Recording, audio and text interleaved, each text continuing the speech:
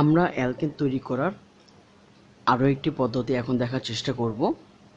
যেমন আমরা যদি মিথাইল আয়োডাইড বা আয়োডোমিথেন এর সাথে সোডিয়ামের বিক্রিয়া করতে পারি কিসের উপস্থিতিতে? শুষ্ক ইথারের উপস্থিতিতে। সোডিয়ামের সাথে মিথাইল আয়োডাইডের বিক্রিয়া। দুটি সোডিয়াম পরমাণু যদি এই দুটি আয়োডাইডকে অপসারণ করতে পারে তাহলে CH3 এবং CH3 মিলে তৈরি করবে একটি অ্যালকেন যার নাম ইথেন। আর সেই সাথে তৈরি হবে সোডিয়াম আয়োডাইড। অর্থাৎ অ্যালকাইল হ্যালাইড এর সাথে সোডিয়াম ধাতুর বিক্রিয়ায় আমরা কি পেতে পারি? অ্যালকেন পেতে পারি।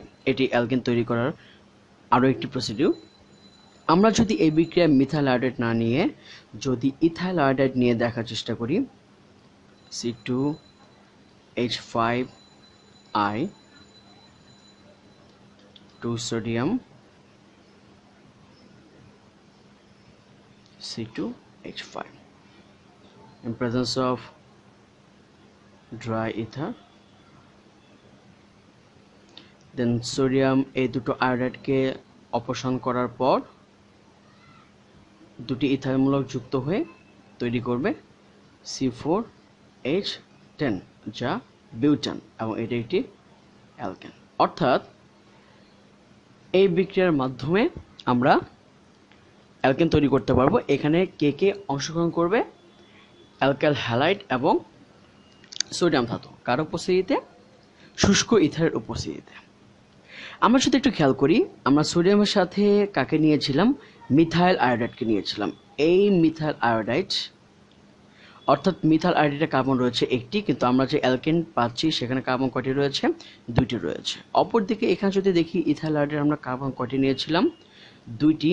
অর্থাৎ ইথাইল আয়োডাইডে কার্বন ছিল দুইটি, কিন্তু ইথাইল আয়োডাইডের সাথে সোডিয়াম মিশ্রিত হয়ে যে অ্যালকেন তৈরি করেছে সেখানে আমাদের কার্বন কয়টি? চারটি। অর্থাৎ উডস বিক্রিয়ার মাধ্যমে আমরা সাধারণত বড় কার্বন বিশিষ্ট অ্যালকেন তৈরি করতে পারি। এখানে একটা প্রশ্ন থেকে যায়, বিক্রিয়াটি কেন শুষ্ক ইথারের উপস্থিতিতে করতে হবে? শুষ্ক ইথারের উপস্থিতিতে করার কারণ হচ্ছে, আমরা জানি সোডিয়াম অত্যন্ত সক্রিয় একটি মৌল। সো এই বিক্রিয়ার পাশাপাশি সোডিয়াম যদি কখনো বাতাসের অক্সিজেন বা জলীয় অংশের সংস্পর্শে আসে তাহলে একটা সাইডে একটা বিক্রিয়া দেওয়ার চেষ্টা করবে, ফলশ্রুতিতে কিছু সোডিয়ামের অপচয় ঘটবে। সোডিয়ামের এই অপচয় যেন না ঘটে এই জন্য টোটাল বিক্রিয়ার মাধ্যমটিকে নিষ্ক্রিয় করার জন্য আমরা কি ব্যবহার করি? ইথার ব্যবহার করি, কারণ ইথার হচ্ছে খুবই নিষ্ক্রিয় দ্রাবক। আর ইথারটি শুষ্ক হতে হবে এই জন্য, কারণ যদি ইথারের সাথে পানি থাকে তাহলে সোডিয়াম ইথারের সেই পানির সাথে অন্য একটা বিক্রিয়া দেওয়ার চেষ্টা করবে। তো এই হচ্ছে আপাতত আমাদের উডস বিক্রিয়া। এছাড়া আরও কী কী উপায় আমরা অ্যালকেন তৈরি করতে পারি সেটা এখন দেখার চেষ্টা করব। CH2 ডাবল বন্ড CH2, এটি একটি অ্যালকেন। আমরা জানি অ্যালকেন হচ্ছে কার্বন কার্বনের মধ্যে কি বন্ধন থাকতে হবে? দ্বিবন্ধন থাকতে হবে। অ্যালকেনের সাথে আমরা যদি হাইড্রোজেনকে যুক্ত করার চেষ্টা করি, আমরা একটু মনে রাখার চেষ্টা করব এই বিক্রিয়ার ক্ষেত্রে প্রভাবক হচ্ছে নিকেল। তাহলে এক্ষেত্রে যেটি ঘটে,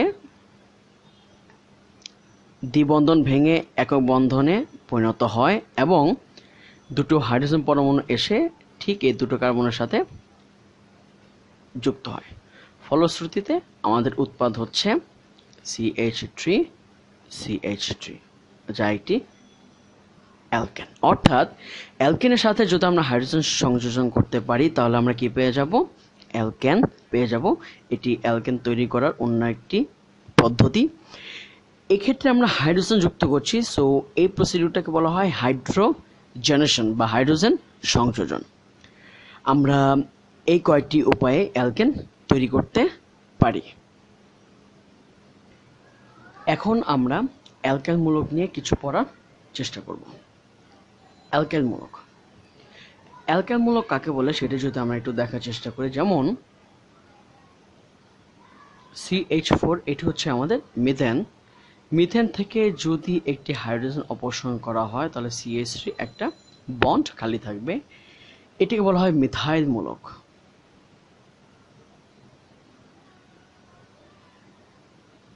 এটা মিথাইল। একই সাথে C2H6 এটি ইথেন, ইথেন থেকে যদি আমরা একটি হাইড্রোজেন অপসারণ করতে পারি তাহলে আমরা পাবো ইথাইল মূলক। অর্থাৎ অ্যালকেন থেকে যদি একটি হাইড্রোজেন অপসারণ করতে পারি তাহলে আমরা কি পেয়ে যাব? অ্যালকাইল মূলক পেয়ে যাব। অ্যালকেনের সাধারণ সংকেত হচ্ছে CnH twice n plus 2, তাহলে অ্যালকাইল মূলকের সাধারণ সংকেত হওয়া উচিত CnH twice n plus 1, একটা বন্ড। অর্থাৎ অ্যালকাইল মূলক একযোজী একটি মূলক হিসেবে কাজ করবে। আর আমরা জানি অ্যালকেনের নামের শেষে ANE যুক্ত হয়, অ্যালকাইল মূলকের এই ANE এর বদলে যুক্ত হবে YL। যেমন আমরা যদি একটু দেখা ট্রাই করি, মিথেন, এখান থেকে methyl, ethane, ethyl, alkane, alkyl. এখন অ্যালকাইল মূলকের কিছু বৈশিষ্ট্য নিয়ে আমরা একটু দেখার চেষ্টা করি। মিথাইল মূলক CH3, ইথাইল মূলক আরো একটি অ্যালকাইল মূলক, এটি আরেকটি অ্যালকাইল মূলক। আমরা জানি এবং হাইড্রোজেনের মধ্যে কার্বনের তড়িৎ ঋণাত্মকতা বেশি, এটি 2.5 এবং হাইড্রোজেনের 2.1। যেহেতু কার্বনের তড়িৎ ঋণাত্মকতা বেশি, অতএব কার্বন হাইড্রোজেন থেকে তার নিচে থেকে ইলেকট্রন টেনে নেবে, এই হাইড্রোজেন থেকে ইলেকট্রন টেনে নেবে, এই হাইড্রোজেন থেকে ইলেকট্রন টেনে নেবে। যদিও মাত্রাটি খুব বেশি নয়, কারণ এখানে তড়িৎ ঋণাত্মকতার পার্থক্য খুবই কম। যেহেতু কার্বন 3 দিক থেকে ইলেকট্রন টেনে নিচ্ছে, কার্বনের চারপাশে ইলেকট্রন ঘনত্ব বেড়ে যাবে। যেহেতু কার্বনের চারপাশে ইলেকট্রন ঘনত্ব বেড়ে যাচ্ছে এবং এখানে কার্বনের একটি ইলেকট্রন রয়েছে, এই ইলেকট্রন বাকি ইলেকট্রনগুলোর সাথে বিকর্ষণ লাভ করে এখান থেকে বেরিয়ে যাওয়ার চেষ্টা করবে। অর্থাৎ অ্যালকাইল মূলকের এই অ্যালকাইল মূলক তার এই ইলেকট্রন অপরের দিকে ঠেলে দেওয়ার চেষ্টা করে। অর্থাৎ আমরা একটু মাথায় রাখবো অ্যালকাইল মূলকের এই ধর্মটা, অ্যালকাইল মূলক তার ইলেকট্রনটি যার সাথে যুক্ত হবে তার দিকে ঠেলে দেওয়ার জন্য চেষ্টা করবে। আমরা এভাবে বলতে পারি অ্যালকাইল মূলক ইলেকট্রন ত্যাগী একটি গ্রুপ। এক্ষেত্রে যদি আমরা একটু দেখার চেষ্টা করি, এটি একটি অ্যালকাইল মূলক, আমাদের এই ক্ষেত্রে একটি মূলক এসে যুক্ত হবে। আমরা একটু মনে রাখার চেষ্টা করব, এই ক্ষেত্রে একটি মূলক এসে যুক্ত হওয়ার চেষ্টা করবে।